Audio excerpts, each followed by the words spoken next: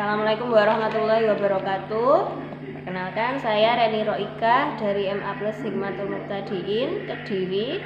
Nah, lanjut untuk wawancara selanjutnya bersama Bapak Wakakurikulum MA Plus Hikmatul Muqtadiin, yaitu Bapak Muzani. Apa kabar, Pak? Alhamdulillah baik. Langsung saja ya, Pak. Eksplorasi penyebab masalah yang pertama yang saya angkat adalah motivasi belajar siswa yang rendah, terutama pada mata pelajaran kimia yang selama ini Anda amati. Kira-kira kenapa, Pak? Mungkin aneh karena ada beberapa faktor menurut saya itu penyebab rendahnya motivasi anak dalam belajar khususnya kimia. Yang pertama itu karena memang lingkungannya di lingkungan pondok. Kebanyakan lingkungan pondok, madrasah yang di lingkungan pondok, ada di pondok maksudnya, itu kebanyakan anak-anak itu tidak begitu minat dengan ilmu sains seperti kimia dan lain sebagainya. Rata-rata kalau di lingkungan pondok itu menganggap yang penting itu hanya ilmu agama. Nah, itu yang pertama menurut saya. Itu juga termasuk kurangnya sadar akan pentingnya ilmu sains dan teknologi. Yang kedua, memang kimia itu kan menurut saya pribadi ya. Iya, Pak. Apa, Pak? Ilmu kimia itu kan sulit. Nah, itu yang iya, Pak. Itu ada di eksplorasi masalah kami yang kedua. Jadi kesulitan gitu, Pak ya? Iya, sulit. Kesulitan belajar siswa pada konsep kimia. Karena apa, Pak, kira-kira? Kenapa kok sulit, Pak? Ya mungkin pertama minatnya anak itu memang nggak ada di sana. Yang pertama itu nggak ada minat. Apalagi kayak di MA Plus itu kan di lingkungan desa ya. Itu rata-rata anaknya sebenarnya minat belajarnya sangat sedikit. Enggak hanya kimia, bahkan di mata pelajaran yang lain itu banyak yang kurang berminat untuk belajar. Memang yaitu tadi lingkungan pondok di desa itu karena doktrin awalnya baik orang tua dan lingkungan. Doktrin awalnya itu adalah tentang agama. Wesley. Jadi pesan dari orang tua kadang kan, wes nak, yang penting sampai bisa agama itu sudah cukup. Kan rata-rata seperti itu. Iya, benar. Ya, rata-rata seperti itu. Jadi untuk ke mata pelajaran yang lain, khususnya kimia, fisika, itu rata-rata kurang diminatnya. Dan lingkungan pondok itu kan kadang lebih sibuk di pondoknya ketimbang di madrasahnya. Apa, Pak? Begitu. Oke, lanjut, Pak ya. Karena kurang minat gitu, Pak ya, jadi akhirnya jadi sulit gitu. Terus yang selanjutnya, guru lebih sering menggunakan metode ceramah di madrasah yang ada di lingkungan pondok pesantren. Itu kenapa, Pak, kira-kira? Ceramah terus, Pak? Ya, sebenarnya metode ceramah itu metode lama. Sejak saya kecil sudah ada yang namanya metode ceramah. Dan itu masih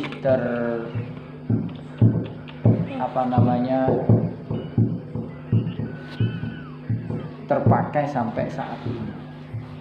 Itu metode ceramah. Khususnya yang pelajaran-pelajaran agama dan lain sebagainya. Kalau yang kimia, saya rasa kalau pakai metode ceramah pasti membosankan. Kadang dengan game saja masih membosankan, apalagi dengan ceramah. Bosannya itu bukan karena tidak menarik, tapi karena memang nggak mengerti, jadi bosan kan anak-anak itu rata-rata seperti itu. Kalau masih tentang agama masih bisa itu pakai ceramah, metode ceramah dan lain sebagainya. Kalau kimia memang harus gurunya pinter mencari metode. Itu wajib buat guru kimia. Karena selain kita itu memahami keinginan anak atau karakter anak, itu kita harus paham bahwasanya di lingkungan ini itu kesadaran akan ilmu itu masih kurang. Makanya metode itu penting. Bagaimana cara agar mata pelajaran ini menarik. Iya, Pak. Jadi enak. Metode harus berkembang sebenarnya. Ya, metodenya harus berkembang, mau nggak mau. Ya lanjut Pak ya, masalah yang selanjutnya orang tua kurang memperhatikan pendidikan anaknya atau capaian belajar siswa di sekolah.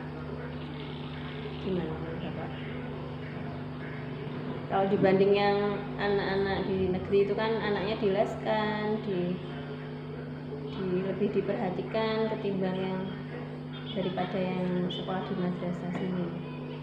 Ya. Kenapa Pak gitu? Yaitu tadi yang pertama, bahwasannya memang orang tua itu kadang hanya menginginkan anaknya bisa agama.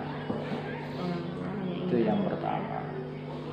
Yang kedua, orang tua itu memang tidak mengerti akan hal itu. Bisa jadi kan orang tua tidak mengerti apa yang dipelajari oleh anaknya di sekolah. Karena di lingkungan desa seperti di sini ini sangat mungkin bahwasanya orang tua itu tidak paham hingga seakan-akan tidak peduli. Makanya konotasinya cuma satu, yang penting bisa agama, nah sudah selesai sampai bagus ya. Kan rata-rata seperti itu. Kebanyakan seperti itu. Itu yang pertama. Yang kedua, memang di sini itu di MA Plus Hikmatul Muhtadin itu memang tujuannya untuk membuat lingkungan belajar yang efektif dan kondusif. Kenapa? Karena rata-rata anak-anak yang sekolah di sini atau di madrasah MA Plus Hikmatul Muhtadin itu, khususnya yang di pondok, itu memang orang tuanya awalnya itu tidak ingin menyekolahkan, hanya ingin memondokkan. Tapi karena di sini itu ada sekolah, hingga sekalian sekolah. Jadi hingga akhirnya sekolah itu atau madrasah itu hanya menjadi istilahnya sampingan lah, macam seperti itu. Yang diutamakan itu yang pondoknya. Itu rata-rata yang mukim di pondok. Sedangkan kalau yang di luar pondok, maksudnya yang nggak mondok tapi sekolah di sini ke madrasah MA Plus Hikmatul Muhtadin itu, saya lihat motivasinya bagus, minat belajarnya juga bagus, rata-rata seperti itu. Ya meskipun ada 21 lah. Itu yang pertama. Yang kedua, memang yang ketiga ya. Iya.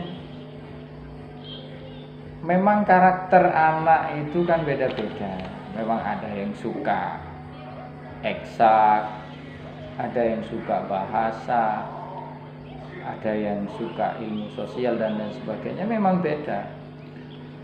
Makanya sedangkan di sekolah kita itu kan masih minim murid. Maksudnya minim itu masih hanya ada satu kelas per angkatan. Jadi kita tidak bisa membuat pilihan jurusan karena masih satu kelas, satu rombel ya. Jadi satu angkatan masih satu rombel. Jadi nggak bisa kita membuat pilihan, misalnya anak ini minatnya di keagamaan, buat jurusan keagamaan. Ini tidak bisa. Dan kalaupun kita paksa ke jurusan keagamaan misalnya, oke lah yang anak-anak yang mukim di pondok, tapi yang dari luar pondok itu mesti merasa berat.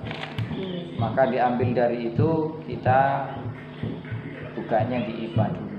Nanti kalau sudah banyak siswanya, buka 3 rombel, maka akan ada IPA, IPS, dan keagamaan, atau bahkan kalau 4 bisa kita buka dengan jurusan bahasa. Gitu. Iya Pak. Yang selanjutnya Pak ya, masalah selanjutnya itu pemahaman yang kurang tentang HOTS itu Pak, yang kemampuan menganalisis, menghubungkan antara konsep yang satu dengan konsep yang lain, membuat produk itu kan masih kurang pemahaman anak. Itu kenapa Pak kira-kira ya? Terutama di kimia, itu menurut pengamatan Bapak. Begini ya, kalau hal itu di lingkungan desa seperti di sini ini memang salah satu masalahnya itu. Contohnya begini, kalau di sekolah-sekolah negeri, madrasah-madrasah negeri yang maju atau favorit, itu kan mereka memilih setiap perekrutan itu kan dites. Bahkan ada tes IQ, ya kan? Iya. Jadi mereka itu terpilih di sekolah favorit karena pintar, karena punya prestasi akademik dan lain sebagainya.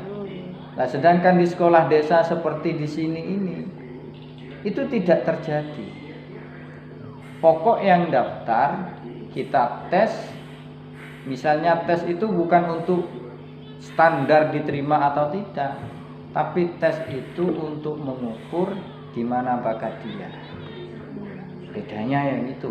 Kalau di sekolah-sekolah negeri yang favorit yang maju itu kan ada standar lagi bahwa anak ini layak diterima di sekolah ini.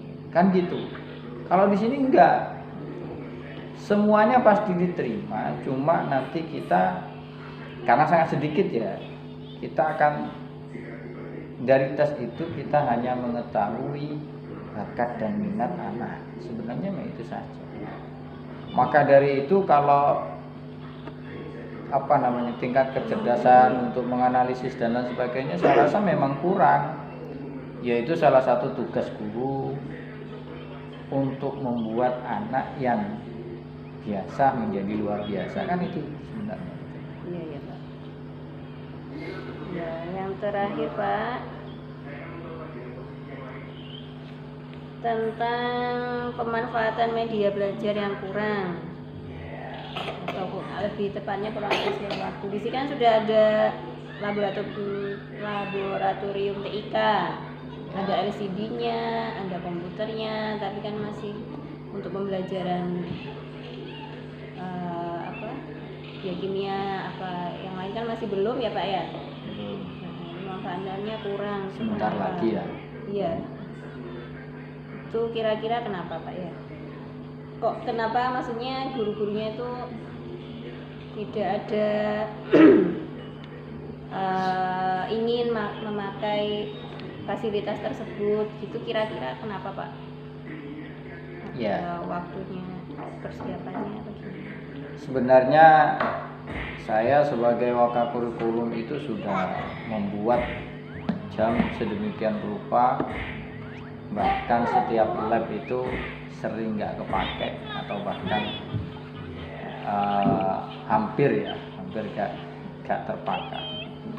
Jadi sebenarnya saya sudah wanti-wanti sama gurunya masing-masing, tolong kalau mau pakai silakan dipakai, karena kita punya lab itu untuk dipakai, bukan untuk untuk dipajangkan untuk yang pertama. Untuk pemahaman barusan tadi media IT, media komputer, kurangnya LCD. anak ya. Iya kan kurang dimanfaatkan. Itu kenapa kok bisa begitu? Apa aksesnya susah ya. Atau gimana Pak? Sebenarnya aksesnya nggak susah karena satu lingkungan. Cuma kadang saya lihat ya, ini masalahnya juga dari guru.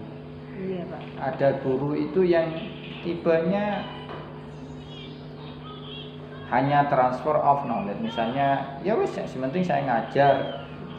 Misalnya anak mengerti atau tidak, itu urusan belakang. Akan ada guru yang tipe seperti itu. Ada memang guru itu yang yo mengajar, yo mendidik. Nah, itu kan bedanya. Nah, kadang kala guru itu alawis gak usah make lab wis. Toh arek engko paling ujung-ujungnya main kan gitu. Iya. Nah, itu yang membuat anak-anak tidak kondusif dalam belajar untuk masuk ke lab. Itu saja sebenarnya. Terus yang kedua memang ya itu tadi, memang kesadaran anak pondok itu kurang akan hal itu. Oh, yang penting sudah ngerti agama dan lain sebagainya sudah cukup. Itu alasannya. Ya kalau menurut saya itu semuanya memang di lingkungan. Tapi ini bukan berarti di pondok itu kurang bagus untuk mata pelajaran umum. Tidak. Karena banyak pondok yang memang prestasinya bagus di bidang hal. Cuma memang di sini itu kan masih merintis. Ini saja MA-nya masih baru.